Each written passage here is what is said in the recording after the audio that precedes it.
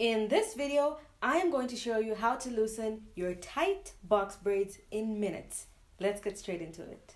Hey loves, it's Angie B and welcome back to my channel, and in today's video, as you saw in the intro, I am going to be showing you guys how to loosen your extremely tight box braids. I'm going to be sharing about 6 different tips, and all these tips work together. Some of them can work separately, but they work best together, so make sure you stay tuned to the end because every single one of these tips are very important. If you're not subscribed to this channel, what are you waiting for?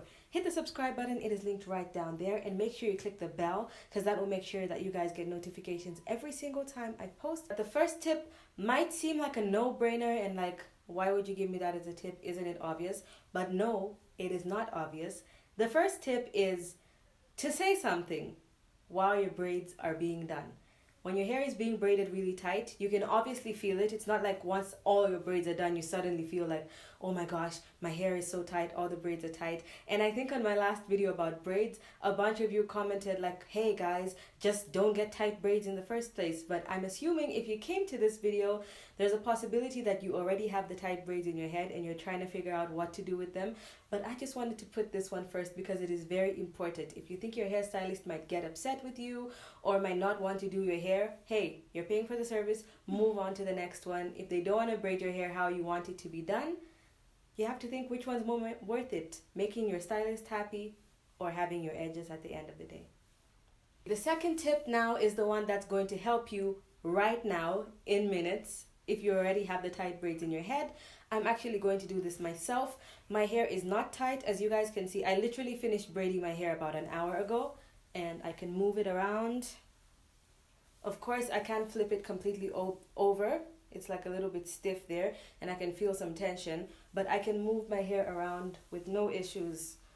I never get my hair braided too tight. So I'm still going to do exactly what I'm going to show you because I just like the tension to be relieved. This will work for faux locks, for box braids, for tiny braids, any kind of braids where your hair is pulled in all different kind of directions. This is going to help you. Okay, so first of all, you're going to need a spray bottle. I suggest one of these ones. And the reason is, not this specific one, but just something similar to this, is because of the way it sprays out. I'll just spray some in the air. As you guys can see, if you could see that, it sprays quite a lot of water at once and it's like a little bit hard. So when it hits your scalp, it's kind of refreshing and it gets enough of the product there. As much as I love my continuous spray, like the aerosol kind of hair sprayer, it's just like a fine mist all over your scalp and it won't help that much. So which is why I prefer these kind of spray bottles specifically for this. And then you're going to need literally any conditioner. I'm using this one because it's almost finished. Hopefully you can see the words there. It is the Garnier Triple Nutrition for dry and damaged hair. So you want to use a moisturizing conditioner, but if you don't have one, use literally whatever conditioner you have on hand because this works with any conditioner. I would just recommend that you don't use a very thick one because it might create like little bits. That's why I'm using this one because it's nice and light. So you really don't need to use a lot, just a little bit to make the water smell nice and sort of soften the water because water is quite hard. So I have my conditioner in there. As you can see, it just looks like very lumpy. And now I'm going to add some oils. So the first one I'm adding is organic tea tree oil. That's what it looks like. It's a tiny bottle. This is Kochi Samba Valley tea tree oil. It is Zambian tea tree oil. It is very cheap. It costs like $2. I literally use, if you guys know my channel, you know I literally use any organic oils. I don't think it matters that much as long as it's pure, organic, not refined or mixed with anything else. So I'm starting with tea tree oil and I'll put about 6 drops in here.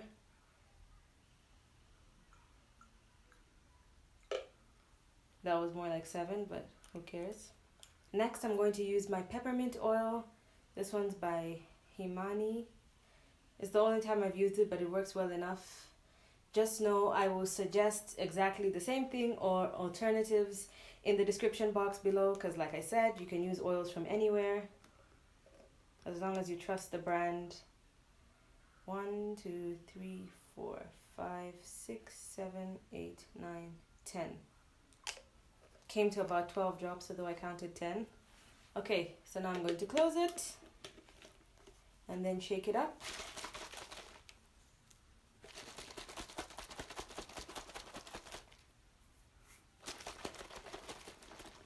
Okay, so after you shake it up, it should look something like this. Just nice and cloudy, no bits of conditioner in it. It should be warm enough for you to touch and not burn if it drops on your hand or anything like that. And it actually should be just a little bit warmer than lukewarm. You don't want it to be too warm because you don't want it to make your hair too soft to the point where it snaps, because that can also cause breakage. So you just want it to be warm enough for it to soothe your scalp. And then for the amount of oils that I put in, if you don't like the tingly feeling from these oils, then I suggest you only use about 5 drops of tea tree oil, 5 drops of peppermint oil. Also, if you only have peppermint oil, you can just use that. If you only have tea tree oil, you can just use that. If not, you can mix in a different carrier oil just to soothe your scalp, like olive oil, or I don't recommend coconut oil, but some people love it in their hair. So if coconut oil works for you, you can put some coconut oil. But I don't suggest castor oil, and that is strictly because castor oil is very thick and very softening. And if you put lots of castor oil on your scalp, it might just make your hair a little bit too soft where it can snap. So this is why I'm suggesting these ones. And now it's time to spray your scalp, and I'm showing you exactly how I spray it. I will just walk back a little bit so that you guys can see how I do it on my scalp. So you first want to start with whichever open space it is. I always braid my hair down the middle, so this is how I'll do it.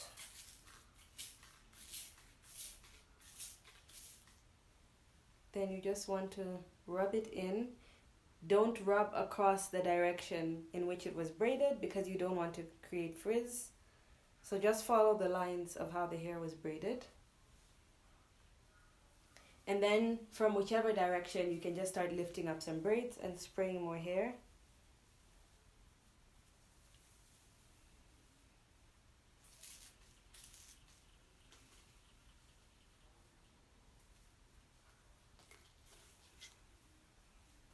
Okay.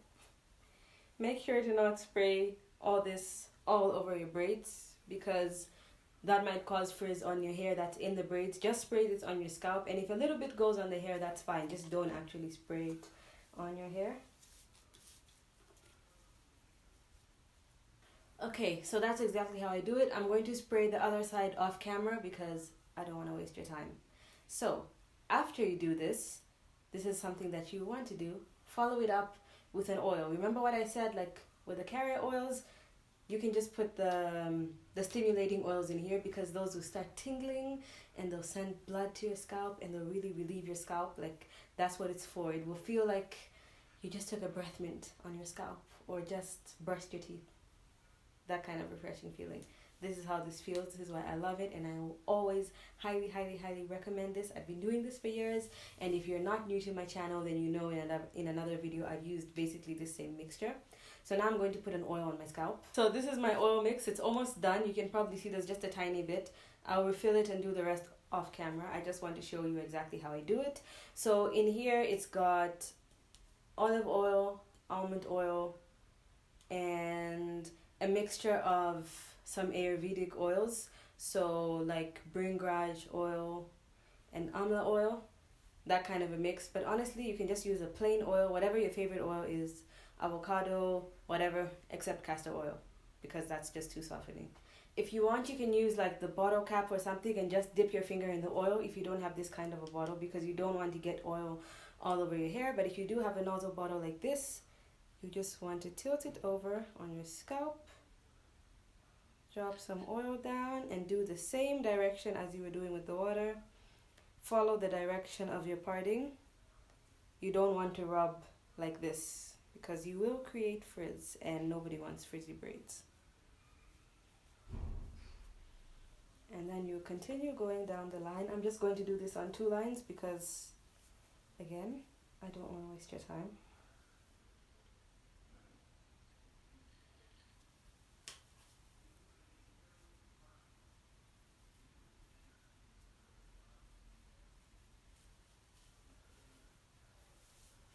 And now we're going to move on to our next point. Okay, so for the next point, you might think, how is this possible? But wait, it is possible. You need to make your braids lighter. By this, I don't mean get a scissors and start chopping your braids so that they become less heavy. No, I mean if you haven't done this already, dip your braids in some hot water, especially if you're using the correct type of braids that change texture in hot water. Like, they're very texturized, like Expression, that's one of the most popular ones. It looks very texturized as you're braiding it, but as soon as you dip it into hot water, the texture sort of changes. The braids also become instantly lighter as soon as you squeeze all the excess water out. For some people, their braids seem to take long to dry. Mine dry super fast, so maybe it's just the braiding hair I use, I don't know. But like I said, everything I'm using or alternatives will be linked in the description box below, so make sure to check that out. But yes, my braids already feel so much lighter. You can just see by looking at them. They look lighter. Well, you didn't see my hair before, but they look light for them being just braided. It's just been an hour since I was done. So if you make them lighter, once you dip them in the water, squeeze out all the excess water, your hair will automatically feel lighter. And because your hair is a little lighter, the tension on your scalp is going to be reduced a little bit. Second would be to wrap them up like the way I sleep with my braids. And if you don't know how I sleep with my braids, I'll link a video in the description box below because I'm refilming a new version of that. So make sure you subscribe so that you can see that video when it pops up. Okay, now for another tip. You guys might get mad at me, but I have no choice. I have to give you this tip. And this tip is, if you have done every single thing that I've recommended and your scalp is still on fire and this is like day 2, you need to take them out. I know some of you guys spend like $200 on your braids, and that is a lot of money. But again, who do you love more, $200 or your edges? You're just gonna have to take them out, honestly.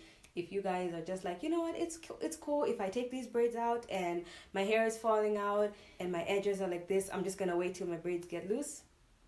Do you? But if you care about your hair, you care about your edges, you've done every single one of these things and nothing is helping, it's time to take your braids out. I'm sorry, there is no other option for you. And if you enjoyed this video and you haven't subscribed, hit the subscribe button, hit the like button, watch the 2 suggested videos that come up on the side here, and I'll see you guys in my next video.